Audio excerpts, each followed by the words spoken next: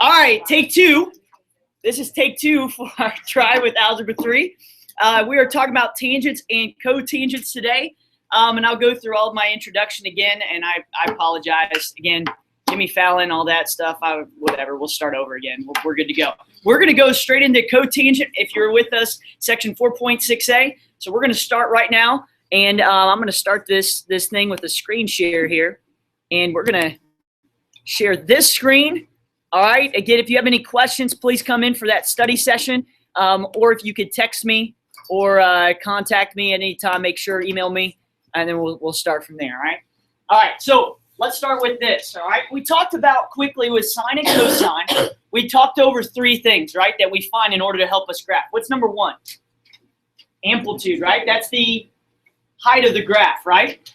Amplitude is the height and low of the graph. The second thing is what? Period, right? We find that by doing what? 2 pi over b, exactly. Third thing is what? Phase shift, right? And how do we find that? C over b. So all of this stuff is we're incorporating with sine and cosine. Now I'll tell you this.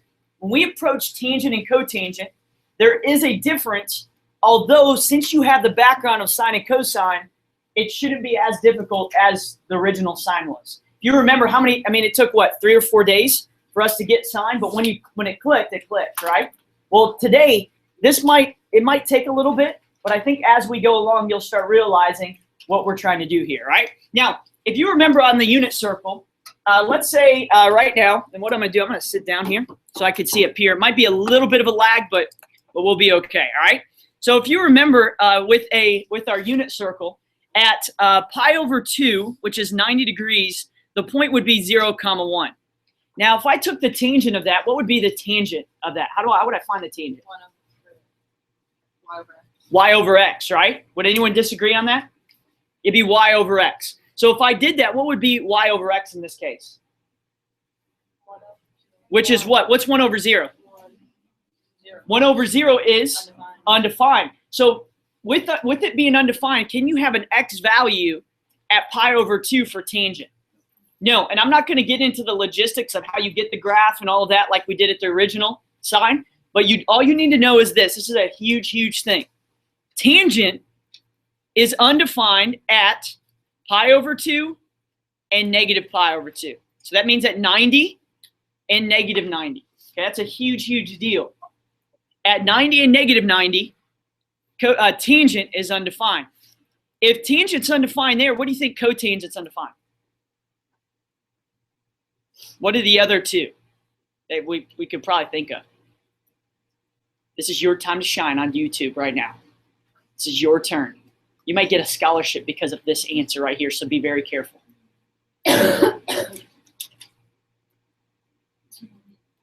Billy, great job. 0 and pi. 0 and pi, okay? Billy Anderson back in the back there wants to go to Duke. So anybody out there that's in the registration office for Duke or administration office. We're good. Admit Billy Anderson. All right, 0 and pi would be our two undefined places there. All right. So with that being said, everything else is pretty much the same with period, phase shift, and amplitude. But the way we find period and phase shift are going to be a little bit different. Now let's just quickly go over how would I graph tangent. So let's just graph this. Y equals tangent of x. Now, when I graph that at pi over 2 and negative pi over 2, that means that at each of those places, we cannot have a value for tangent. So what we do is in order to kind of eliminate pi over 2 and negative pi over 2, we're going to have what we call asymptotes, okay? Remember the asymptotes there? Remember cracking the graph, approaches, won't cross, all that jazz? Yes, that's what we're talking about. So pi over 2 and negative pi over 2 would be my vertical asymptotes for tangent. What if I did cotangent? Where would the vertical asymptotes be? 0 and pi. And again, that's traditionally where we're at there. Okay? Now, for our tangent, we'll still have the beginning and end. My beginning, negative pi over 2. My end is pi over 2. What's my middle? 0. Nicely done, Phoenix. Tennis player from GAC. Okay? So we know it's at 0. What would be my quarter and 3/4? This is going to be really creepy. I apologize. What's my quarter and 3/4? That's right. Nicely done, Brooke. Pi over 4 and negative pi over 4. Nicely done there. Okay? So we know that's our beginning, middle, end, and quarter and 3/4. Now with tangent, you need to know a couple things. We'll kind of put this over to the side. I know I'm going over a lot, but this is really important to where we're headed. Okay? Not planning on talking a whole lot, but what I am going to talk over I think is important. Tangent traditionally will rise to the right and fall to the left. What about cotangent? What do you think cotangent will do? Rise to the left and fall to the right. Okay? Rise to the left and fall to the right. Okay? So because it's tangent, what do you think is going to happen here with this graph? What's going to happen? It's going to rise where? To the right, fall to the left. Now, the amplitude, here's where the amplitude comes into play. If I know I'm rising to the right at the quarter spot, it's going to go up to whatever my amplitude is. So what's my amplitude over here? What's my amplitude? 1. Remember the height? Remember Coach Johnson being, since I'm 6'3", okay, I know that my amplitude is going to be the high and low, okay? High and low there, all right? So as I rise up this quarter and 3/4, it'll go up to my amplitude, which is 1. And when I go to my quarter, where will it go here? Go down 1. Does that make sense? Okay? Because I know that this is my graph, right? It's going to rise right, fall left. Since that's the case, at my quarter and 3/4, I know at my 3/4 here, it's going to go up to my amplitude, and over to my left will go down to my amplitude. Right? Oh, like right here, like 1 and -1 here. Oh, right here? Yeah, it's not going to be way up here. Now, could you? Yes, you could. But since with tangent, it's going to work a little bit better because of what the graph's going to look like, right? If you put it all the way up here and call this one 1 and put it all the way down here and call this -1, there would be a little bit of an issue. Like you'd be off this page, right? And so just to make it to where it's easier for you, I'm going to do it this way because what will happen now is when I do this, it'll be like a half parabola down, half parabola up. So I kind of draw it this way. Again, it goes through that point, should go through that point there. And when I go up, it'll be kind of a parabola that looks like it's going up there. All right? Does that make sense?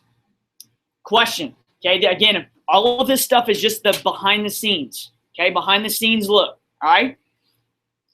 When I do this here, what is the period length of tangent? First of all, how many periods is this? 1. What is the length of that? So I heard it. Pi. Nicely done, Phoenix. So remember, sine is usually what? Josh did? Josh Powell all the way from GACS.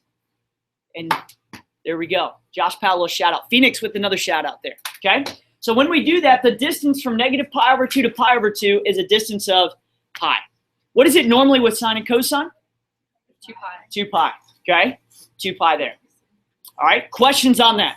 Do we all want to draw the lines down? Yeah, it's always vertical because remember, a vertical asymptote is where the value is undefined. Where is it undefined? Oh, okay. pi/2 and -pi/2. Now, how? How did you get your points on this one? Okay, remember I've got my beginning, middle, and my 3 and 4/4 and 1/4, okay? It's a great question. Remember, if it's tangent's positive, it'll rise to the left or rise to the right, fall to the left.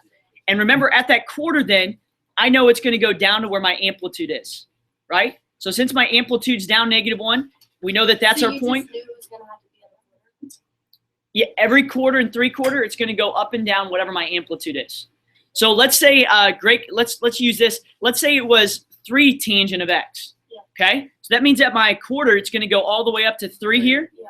and this one's all the way down to 3. And it's going to look very similar, especially on here because it's hard to get accurate. But what would happen is it would just be thinner, you know what I mean? It's So- still approaching. So tangent's different. So it'll be like sine and this. sine, 'cause you don't have to find your points every time. So right now, we're doing just the basic graph, right? Will these asymptotes always be pi over 2 and negative pi over 2? The answer is no, because we haven't figured that out yet. I'm giving you the basis behind traditionally. Tangent of x will look just like this, okay? Any other questions out there? Go ahead, JT.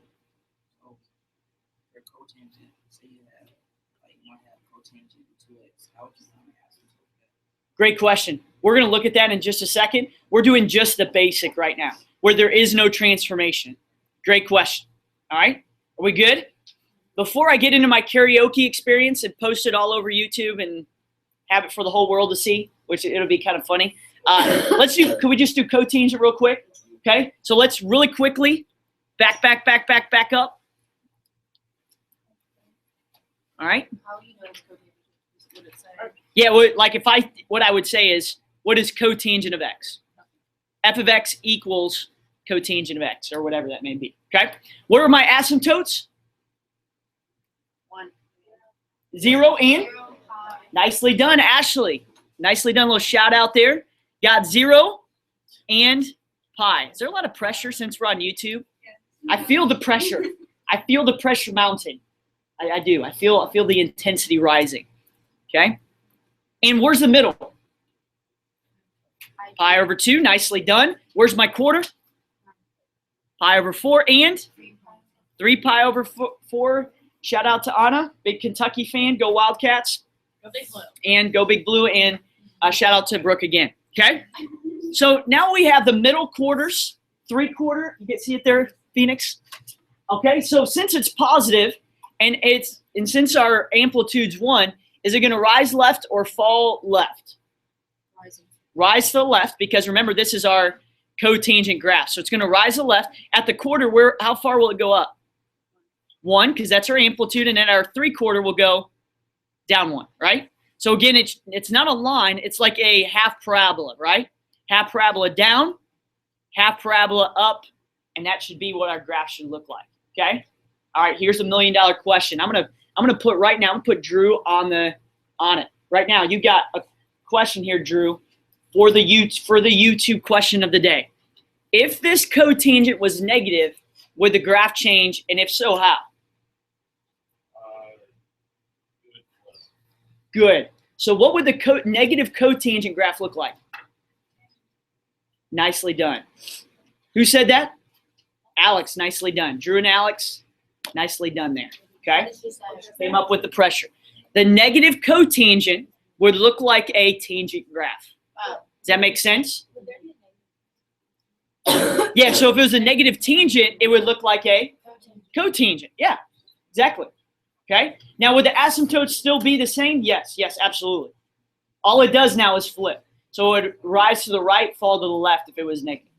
All right, are we good to go? All right, check out my first karaoke experience. I was at Joe's To Go about a month ago, and we went and had no idea it was karaoke night, and I got wrapped in. The guy that is with me, his name is Zach. He's one of my good friends, and man, we had a fun experience. The song was called, well, I'll show you here. Let's see here. See if it'll.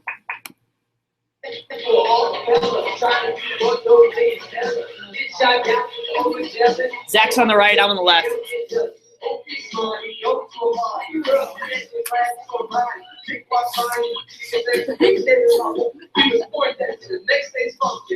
I'm just the crunk man. Are you gonna sing? What? You wait. I get the best part.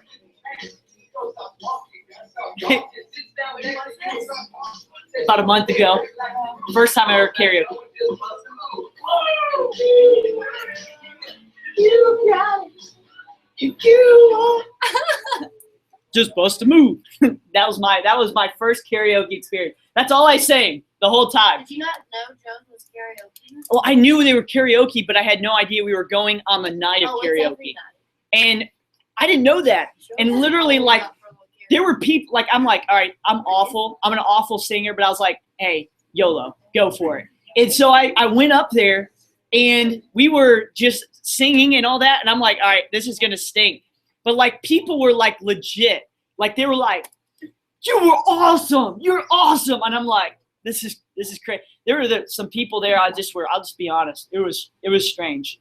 Like there were people up there that would come up, and there's a older lady. I remember she was like in her 60s, and I'm like, oh, so sweet. She'll sing like the Lilies of the Valley song or something, and she comes up and does a screamo song. And I'm like, oh my gosh, this is awesome. I actually have a video of it. I can't post it on YouTube because that's not really right, but we'll show it in this class. All right, so we'll do that and go from there. All right. So JT asked a great question, and here's where everything's going to tie in. And once you start getting one, you're going to start getting all of them. Okay. With tangent and cotangent, there are specific things we do to determine what the asymptotes are. I am never going to ask for specifically find the period, find the phase shift for tangent and cotangent. Okay. What I'll say is, where are your asymptotes? And once you find where your asymptotes are, you'll be able to solve for what your period is. Okay. So to kind of get the idea, I'm going to just keep this up here for just a second, kind of explain it. Some of you are probably going to want to write these down, and that's great. Some of you need those steps, and that's fine there. But while we go through, let's go over an example. Tangent of pi x over 4. Okay. It's a great example. If you start getting these, you start getting one, you'll start getting all of them there. Okay. So traditionally, where's our tangent asymptotes? Tangent asymptotes are where? Pi over 2 and negative pi over 2. All right. So because of that, what we're going to do is whatever's in parentheses, the bx minus c, remember, we're going to always set those equal to where our asymptotes are. So because it's tangent, we'll set it equal to negative pi over 2 and pi over 2. What if it was cotangent? What would we set them equal to? Nice, Micah. 0 and pi. And all you do is simply just solve for it, okay? You'll solve, baby, solve. So what we'll do is we'll take pi over 4 with the x on the outside, and we're going to set that equal to pi over 2 and negative pi over 2. So it should look like this. Pi x over 4 equals negative pi over 2, and I'll put the other one down here just so it's separate, and pi over 4x equal to pi over 2. All right? Great question. How many asymptotes do we have? We always have 2, right? So we have to solve for both of those. That's a great question. So how do I get that pi over 4 out of there? Yep, we multiply by 4 over pi. Nicely done.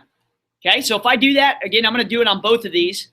4 over pi, we're going to multiply by that there.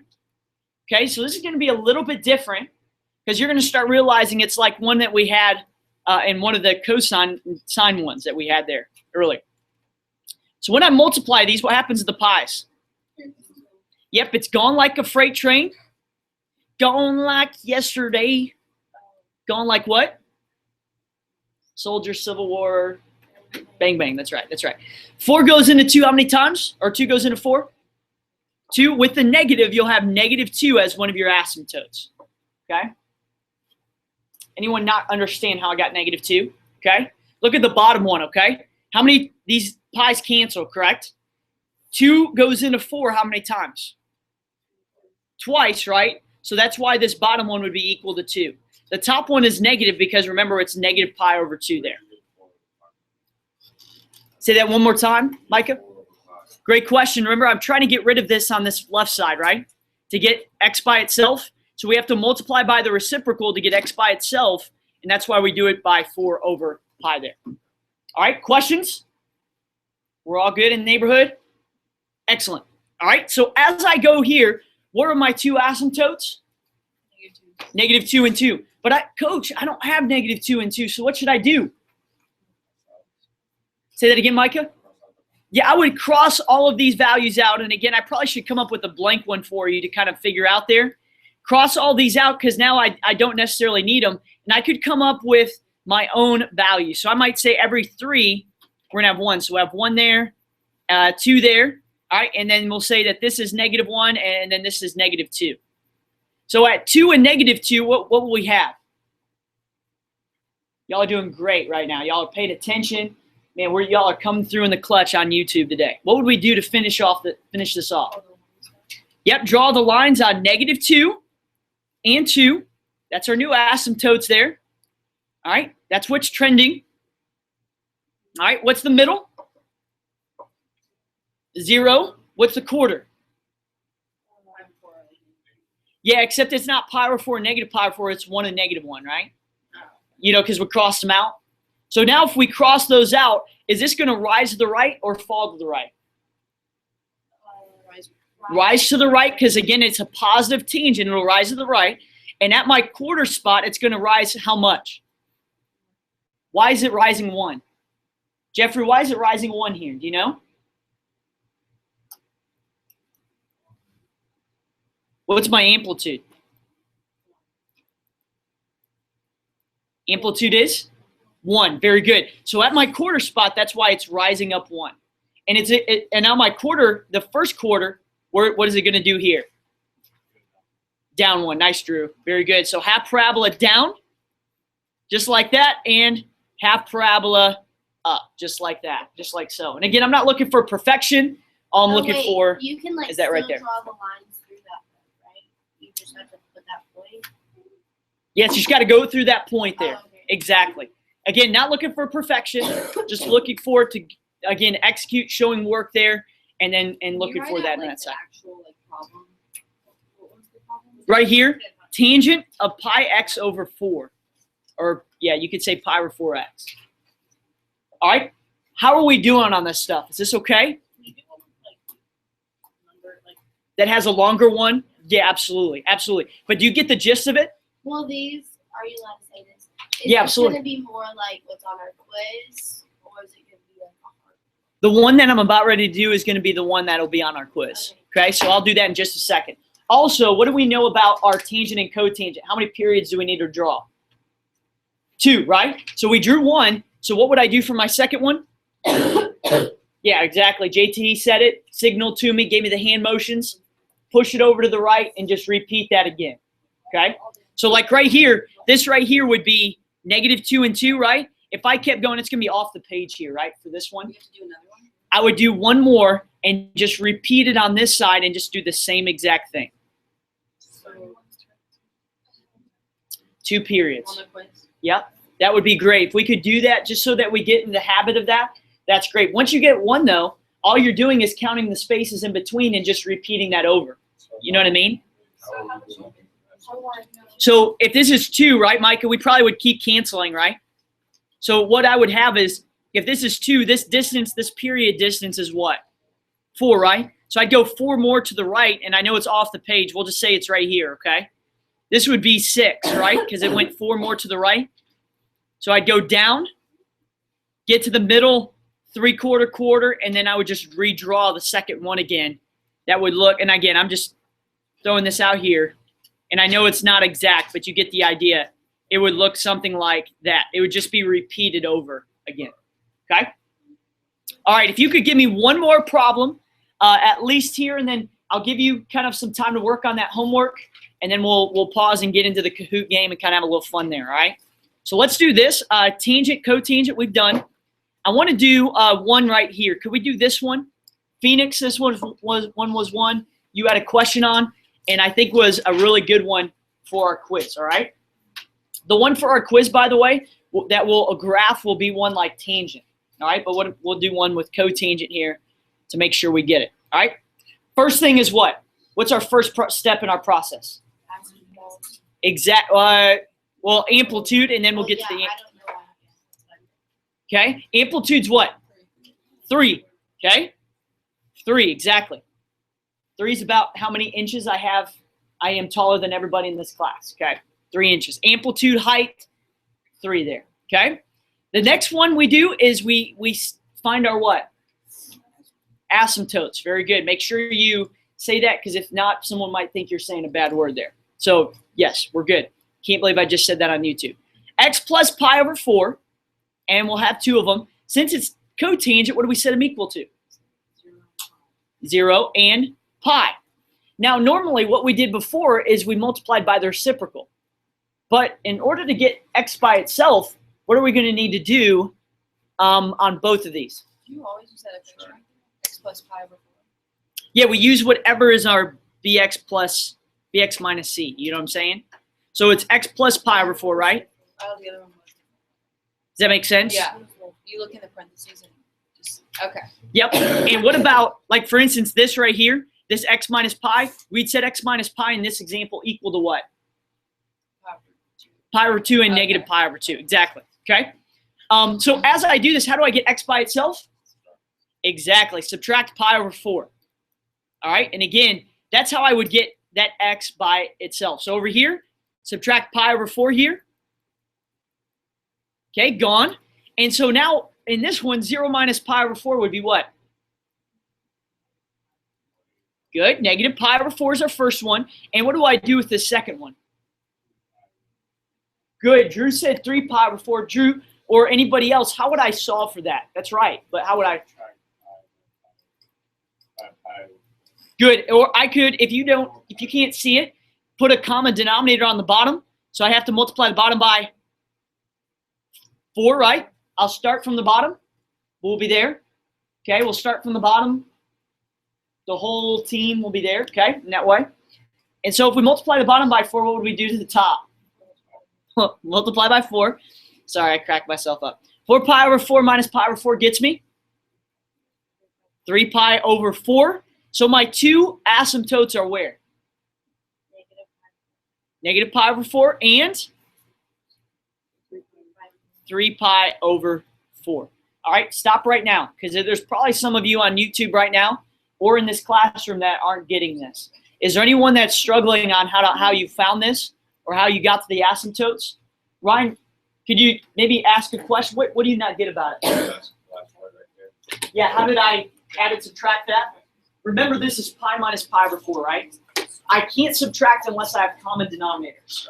So because of that, I need to get this pi to have a 4 on the bottom. So that's why I have to put a 4 there on the bottom, but if I do it to the bottom, I also have to do it to the top.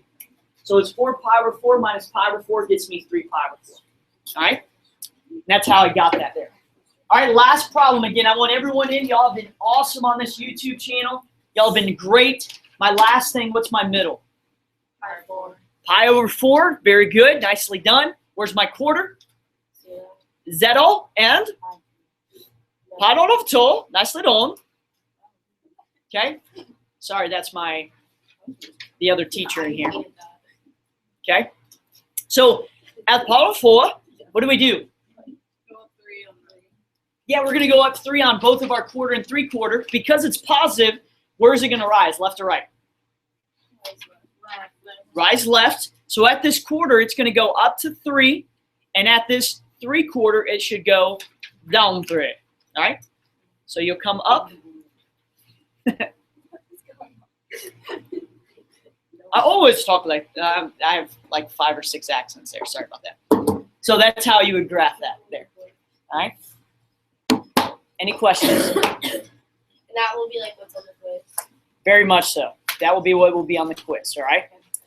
Here's what I'm thinking, okay? Correct me if I'm wrong. Actually, let's do this. Let's close out the YouTube channel here. I'm going to do this. I'm going to cancel out of this here. And when I do that, should give me, oh, there we go. Now, thank you, YouTube viewers, for coming in today. Hope you had a great day. And again, Spartans. go Spartans. That's right. Nicely done. Bye.